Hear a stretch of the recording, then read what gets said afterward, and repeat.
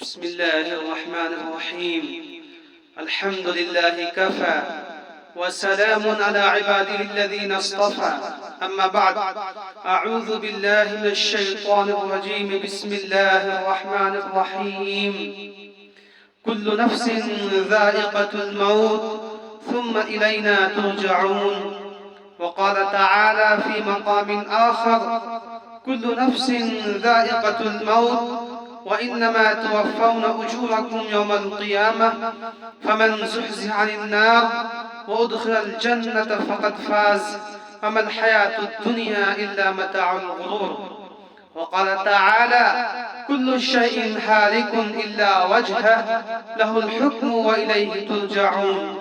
وقال تعالى: كل من عليها فان ويبقى وجه ربك ذو الجلال والإكرام. صدق الله العظيم. وقال النبي صلى الله عليه وسلم: الكيس من دان نفسه وعمل لما بعد الموت والعاجز من أتبع نفسه هواها وتمنى على الله أو كما قال عليه الصلاة والسلام. میرے دینی اور ایمانی بھائیوں، موت ایک حقیقت فیصلہ ہے، موت ایک اٹل حقیقت ہے۔ اس دنیا کے اندر جو بھی ذی روح ہے، جاندار ہے، ہر ایک کو فنا ہونا ہے، موت کی گھاٹ اترنا ہے۔ اس روئے زمین پر جتنی بھی چیزیں ہیں، جو بھی بسنے والے ہیں، ایک نہ ایک دن سب کو موت آنی ہے، سب فنا ہو جائیں گے اور ایک اللہ کی ذات باقی رہنے والی ہے۔ اللہ تعالیٰ نے قرآن میں فرمایا: کل نفس ذائقۃ الموت ثم الینا ترجعون، کہ ہر نفس کو موت کا مزہ چکھنا ہے، اس کے بعد تم سب کو پلٹ کر ہماری طرف آنا ہے۔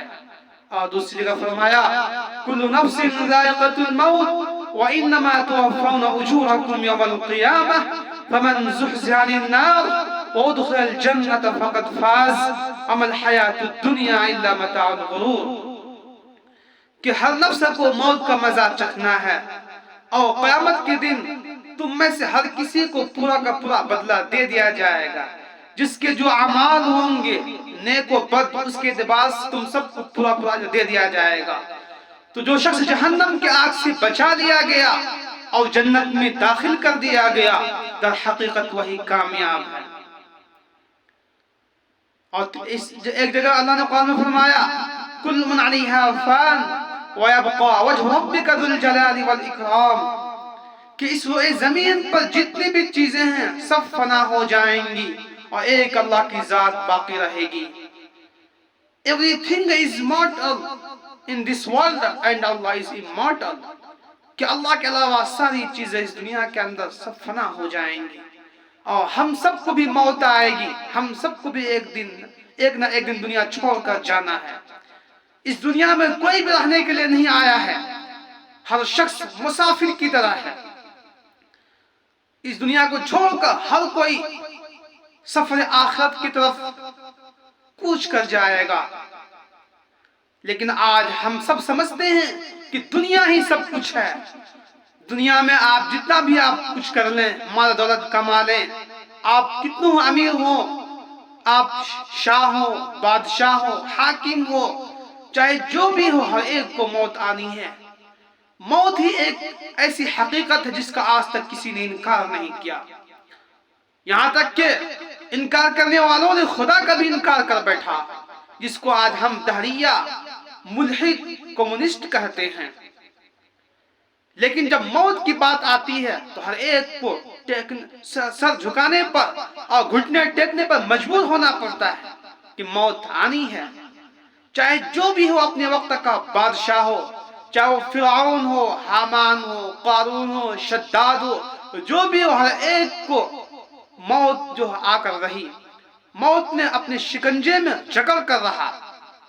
تو میرے بھائیوں، ہم سب کو اس دنیا سے جانا ہے، سب کو موت آنی ہے، کوئی نہیں بچ سکتا ہے۔ لیکن آج ہم سمجھتے ہیں کہ دنیا ہی سب کچھ ہے۔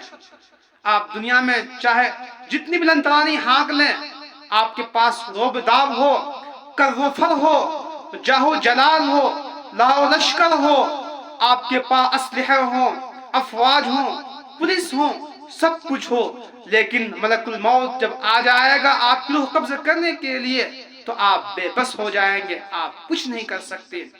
اذا جاء اجل اللہ لا یؤخر، ان اجل اللہ اذا جاء لا یؤخر، کہ جب اللہ کا وقت موعود آ جاتا ہے تو پھر ٹالے نہیں ٹلتا ہے۔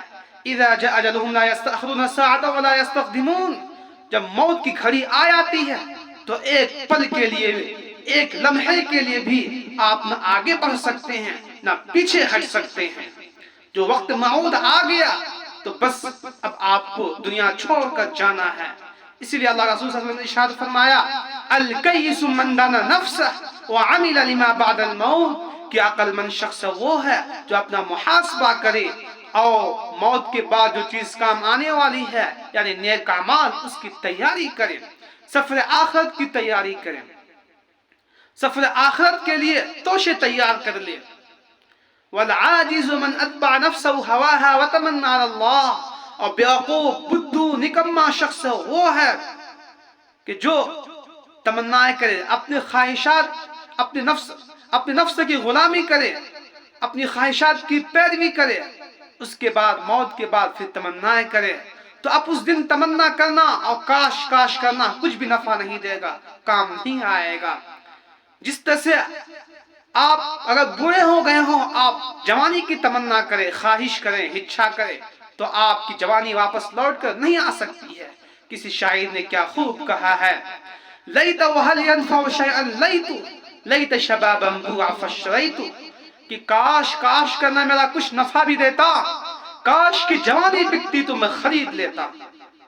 تو جس طرح سے آپ اگر جوان ہو گئے ہوں، آپ بچپنے کی خواہش کریں تو بچپنا واپس لوٹ کر نہیں آ سکتا ہے۔ آپ بوڑھے ہو گئے ہوں، آپ جوانی کی تمنا کریں تو آپ جوان نہیں ہو سکتے ہیں۔ جو وقت گیا اب وہ واپس نہیں آ سکتا ہے۔ تو میرے بھائیو، جو وقت آپ بچ گیا ہے اب اس کی تیاری کریں، آخرت کی تیاری کریں، دنیا کے جھمیلوں کو چھوڑیں۔ دنیا کی کوئی حقیقت نہیں ہے۔ اللہ کے رسول صلی اللہ علیہ وسلم نے ارشاد فرمایا لو كانت الدنيا تعدل عند الله جناح بعوضة لما سقى منه شربة ماء كافرا، اللہ کے نزدیک اگر دنیا کی حقیقت ایک مچھر کے پر کے برابر بھی ہوتی تو کافر کو ایک گھونٹ پانی بھی نصیب نہیں کرتا۔ معلوم چلا دنیا کی کوئی حقیقت نہیں ہے، دنیا دارالامتحان ہے، یہ امتحان کی جگہ ہے۔ یہاں جو جیسے اعمال کریں گے اس کے اعتبار سے ان کا انجام ہوگا، حشر ہوگا۔ موت کے بعد ہر ایک کو حساب کتاب دینا ہے۔ اور اللہ کا رسول نے ارشاد فرمایا الدنیا سجن المؤمن وجنت الکافر، کہ دنیا مومن کے لیے قید خانہ اور کافر کے لیے جنت ہے۔ تو اصل ہمارے لیے جو ہے، جو جنت اصل ہے، دنیا تو امتحان گاہ ہے۔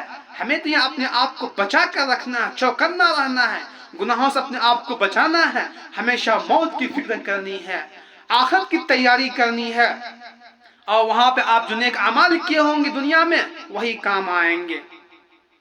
اللہ کے رسول صلی اللہ علیہ وسلم نے بڑی بھیانک منظر کشی کی ہے موت کی، یہاں تک کہ آپ صلی اللہ علیہ وسلم مرض الوفات میں تھے، آپ کو شدید بخار لاحق تھا، آپ پانی میں ہاتھ کو ڈالتے، پھر پیشانی پر پانی کو ملتے، ہاتھ کو ملتے، پانی میں ہاتھ کو ڈال کر پیشانی کو ملتے، کبھی کپڑے کو بھگو کر، چادر کو بھگو کر ڈالتے اور کبھی ہٹاتے، بے چین اور مضطرب پریشان تھے، اور فرماتے سبحان اللہ ان للموت لسکرات، کہ سبحان اللہ بلا شبہ موت کی بڑی ہولناکیاں ہیں اور سختیاں ہیں۔ تو بڑے بڑے پیغمبر جلیل القدر انبیاء و مرسلین بھی دنیا میں نہیں رہے، ہر ایک کو موت لاحق ہوئی۔ تو ہم اور آپ کون ہیں؟ صحابہ کرام کے بارے میں آتا ہے کہ لوگ جب آپ صلی اللہ علیہ وسلم کا خطبہ سنتے، موت کے بارے میں جب سنتے تو رونے لگتے، زار قطار رونے لگتے۔ حضرت ابو ذر غفاری رضی اللہ عنہ کے بارے میں آتا ہے، وہ کہتے کہ کاش کہ میں کوئی درخت ہوتا کہ مجھے کاٹ دیا جاتا۔ اسی طرح حضرت شداد بن اوس رضی اللہ عنہ فرماتے ہیں کہ جو دنیا کی جتنی بھی تکلیفیں ہیں، اذیتیں ہیں، ہر ایک کو، تمام تکلیفوں کو، پریشانیوں کو الگ رکھا جائے، لیکن موت کی جو ہولناکیاں ہیں وہ کینچوں کے کاٹنے سے، آروں کے چیرنے سے کہیں زیادہ تکلیف دہ ہے۔ تمام تکلیفوں کو ایک جگہ رکھا جائے اور موت کی جو تکلیف ہے اس کو ایک جگہ تب بھی برابر نہیں ہو سکتے. صحابہ کرام روتے تھے. ام ہانی حضرت عثمان غنی رضی اللہ عنہ کا غلام ام ہانی کا بیان ہے کہ حضرت عثمان غنی رضی اللہ عنہ جب قبر پر جاتے تو زار و قطع رونے لگتے. روتے روتے ان کی ڈاڑیاں تر ہو جاتی. اس طرح سے تمام اور بھی دیگر صحابہ کرام کا واقعات ملتے ہیں. لیکن آج ہم سب کو معلوم ہے, یقین ہے کہ موت آنی ہے, پھر بھی موت سے ہم غافل ہیں. اے نادان انسان, اے عیش عشرت کی زندگی بسر کرنے والوں, اے سرسبز شاداب دنیا میں زندگی بسر کرنے والوں, میٹھی نیند سونے والوں, خواب خرگوش کی نیند لینے والوں, اپنے آپ کو ہوشیار رکھو, چوکنا رکھو. اللہ کے رسول صلی اللہ علیہ وسلم نے فرمایا, یا اخوانی لمثل ھذا فاعدوا, اے میرے بھائیوں اس جیسی جگہوں کے لیے یعنی قبر کی تیاری کرو. قبر میں کوئی نہیں ہوگا, نہ ماں نہ باپ ہوں گے, نہ بھائی ہوگا, نہ بیوی ہوگی, نہ بچے ہوں گے, نہ دوست ہوں گے. آپ اکیلا مسافر ہوں گے, اس منزل کی طرف جانے والے آپ اکیلا ہوں گے. اور آخرت کی منزلوں میں سے قبر پہلی منزل ہے. اگر آپ وہاں کامیاب ہو گئے تو آپ کے لیے آگے کا مرحلہ بھی کامیاب ہے, لیکن اگر آپ وہاں پھنس گئے تو سمجھ لیجئے کہ آگے بھی آپ پھنستے ہی جائیں گے. اسی لیے کہا گیا ہے, اللہ کے رسول صلی اللہ علیہ وسلم نے دعا ہمیں سکھایا ہے, اللہم انی اعوذ بک من فتنۃ عذاب القبر, کہ اللہ میں عذاب قبر کے فتنے سے پناہ چاہتا ہوں. تو اللہ رسول اللہ نے دعا بھی سکھائی ہے. اور موت سے پہلے موت کی تیاری کے لیے بھی اللہ رسول صلی اللہ علیہ وسلم نے ہمیں تعلیمات دی ہے, حکم دیا ہے. لیکن آج ہم سب موت کو بھولے ہوئے ہیں اور دنیا ہی کو سب کچھ سمجھتے ہیں. ہم سب کو دنیا چھوڑ کر جانا ہے اور ایک نہ ایک دن موت آئے گی. اور مومن روح اور کافر کی کیفیت کو, ان کے روح کی پرواز ہونے کی کیفیت کو اللہ کے رسول صلی اللہ علیہ وسلم نے اس طور پر بیان کیا ہے کہ جب ملک الموت آئیں گے تو سورج کی طرح روشن چہرے والے, خوبصورت چہرے والے انسان کی شکل میں سفید ریشمی معطر لباس لے کر آئے گا ملک الموت, اور اس مومن سے کہے گا, اے مومن تو خوش ہو جا, تجھے جنت مبارک ہو, خوشخبری قبول کر. چنانچہ مومن خواہش کرے گا جلد میری موت آ جائے اور ہم جنت میں چلے جائیں. چنانچہ ملک الموت اس کی روح کو اتنے آسانی سے قبض کرے گا جس طرح سے مشکیزے کے منہ کو کھول دیا جائے تو آسانی سے پانی بہنے لگتا ہے, اسی طرح آسانی سے اس کی روح پرواز ہو جائے گی. اور اس کے بعد اس سفید معطر ریشمی لباس میں ملبوس ان کو لے کر جائے گا آسمان اول تک. چنانچہ جب ان کو لے کر ملک الموت جائے گا تو آسمان اول پر جو فرشتے ہوں گے آپس میں کہیں گے کہ یہ کوئی مومن کی روح آ رہی ہے, خوشبو آ رہی ہے, مسک کی خوشبو آ رہی ہے, یہ کون ہے؟ چنانچہ ملک الموت جب پہنچے گا آسمان اول پر تو دستک دے گا. چنانچہ فرشتے کہیں گے یہ کون ہے؟ تو کہے گا یہ فلاں ابن فلاں ہیں. چنانچہ فرشتے اس مومن کا استقبال کریں گے اور کہیں گے مرحبا بکم, تمہارا آنا مبارک ہو, تمہیں خوشخبری مبارک ہو. چنانچہ تمام فرشتے آسمان اول کے دوسرے آسمان تک ان کو چھوڑنے جائیں گے. اسی طرح دوسرے آسمان پر, تیسرے آسمان پر, چوتھے آسمان پر, یہاں تک کہ ساتویں آسمان پر تمام فرشتے ان کا استقبال کریں گے. اس کے بعد اللہ کی طرف سے حکم ہوگا کہ ان کا نام علیین میں لکھ دو, یعنی نیک لوگوں کی فہرست میں ان کا نام لکھ دو. اس کے بعد ان کی روح کو واپس جسم میں لوٹا دیا جائے گا حساب و کتاب کے لیے. اور قبر میں منکر نکیر آئیں گے. منکر نکیر سیاہ چہرے والے, سیاہ رنگ والے, بالکل سیاہ کیڑے رنگ کی آنکھ والے, اور دانت بالکل نوکیلے, گائے کی سنگ سے بھی بڑے بڑے دانت ان کے ہوں گے, آواز گرجدار ہوگی. اور اس کے بعد سوال کرے گا اس سے, من ربک من نبیک ما دینک, تمہارا رب کون ہے, تمہارا نبی کون ہے, تمہارا دین کیا ہے. چنانچہ جو نیک مومن ہوں گے, نیک انسان ہوں گے, تو وہ کہیں گے ابھی رکو. یہاں روایات میں یہاں تک کہ یہ بھی آتا ہے کہ ان کو سورج غروب ہوتے ہوئے دکھایا جائے گا. تو مومن کہے گا رکو مجھے عصر کی نماز پڑھ لینے دو. تو فرشتے کہیں گے یہ نماز کی جگہ نہیں ہے, یہ حساب و کتاب کی جگہ ہے. تو مومن کہے گا پوچھو کیا پوچھتے ہو, سوال کرے گا. تو پوچھا جائے گا من ربک من نبیک ما دینک, تمام تینوں سوالات کے جواب آسانی سے وہ دے دیں گے. اور اس کے بعد پھر ان کے لیے تاحد نگاہ، یہاں تک کہ 70 گز کی بھی بات آتی روایت میں ملتی ہے، تاحد نگاہ ان کے لیے زمین کو فراخ کر دی جائے گی، کشادہ کر دیا جائے گا، اور اس کے بعد سوراخ کر کے قبر میں جہنم کو دکھایا جائے گا اور کہا جائے گا اللہ نے تجھے اپنے فضل سے بچا لیا، اگر تم بدعمالی کیے ہوتے، برائی کیے ہوتے، وہاں پہ نافرمانی کیے ہوتے تو تمہارا ٹھکانہ اور حشر یہاں ہوتا، لیکن تمہارا ٹھکانہ جنت ہے۔ اس کے بعد جنت کو دکھایا جائے گا، جنت کا منظر دکھایا جائے گا، تو مومن خوش ہو جائے گا، خوش و خرم ہوگا، شاداں و فرحاں ہوگا، اور اس کے بعد وہ تمنا کرے گا کہ کاش کہ مجھے پھر دنیا میں واپس لوٹا دیا جائے، بھیج دیا جائے، تاکہ میں اپنے عیال کو بتا سکوں، لیکن اسے واپس نہیں کیا جائے گا، کہا جائے گا تم سو جاؤ دلہن کی طرح، اب واپس جانے کا وقت نہیں ہے، یہاں تک کہ پھر قیامت آ جائے گی اور حساب کتاب ہوگا۔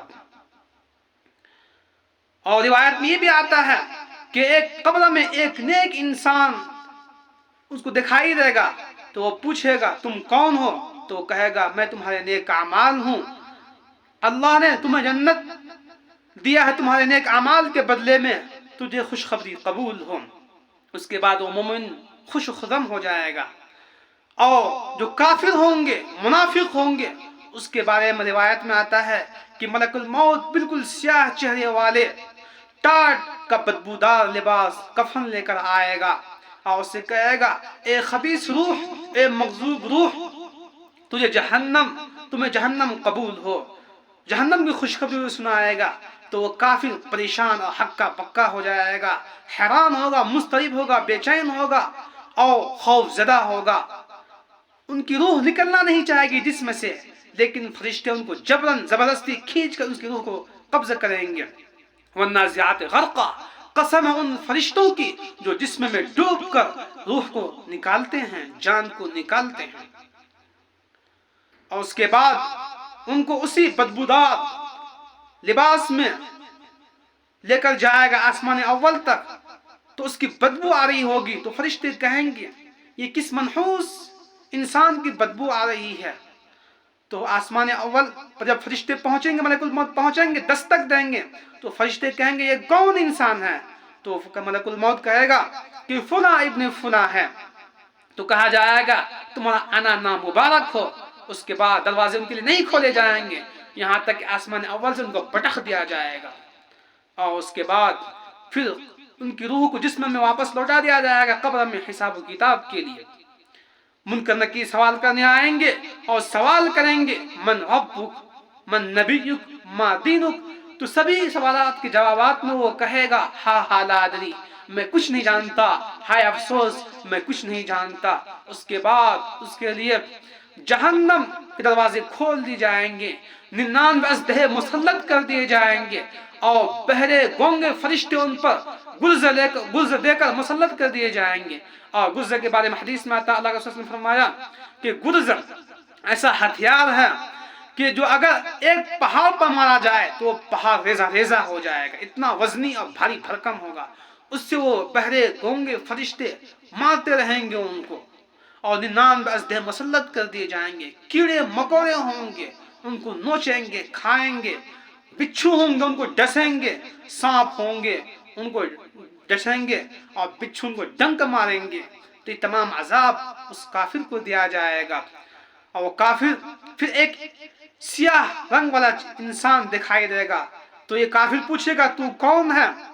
تو کہے گا کہ میں تمہارا اعمال ہوں، تم نے جو برائی کیا ہے، نافرمانی کیا، اسی کا میں صلہ ہوں۔